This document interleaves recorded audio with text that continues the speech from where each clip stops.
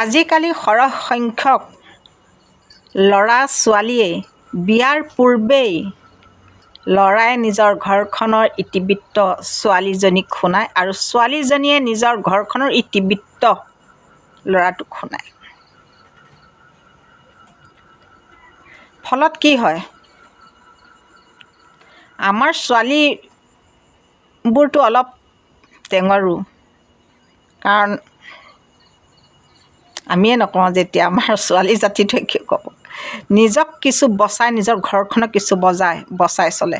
কিন্তু ল'ৰাবোৰে মাকে তাৰ প্ৰতি কি ব্যৱহাৰ কৰে, ভনীয়েকে তাৰ প্ৰতি কি ব্যৱহাৰ কৰে, বাপেকে কেতিয়া তাক পিটিলে, কোনে তাক ভাল পায় কোনে তাক বেয়া পায়, এই গোটেইখিনি ছোৱালীজনী বোৱাৰী হৈ নহাৰ আগতেই কৈ দিয়ে। আৰু যেতিয়া ছোৱালীজনী বোৱাৰী হৈ আহিব, সেই ছোৱালীজনীয়ে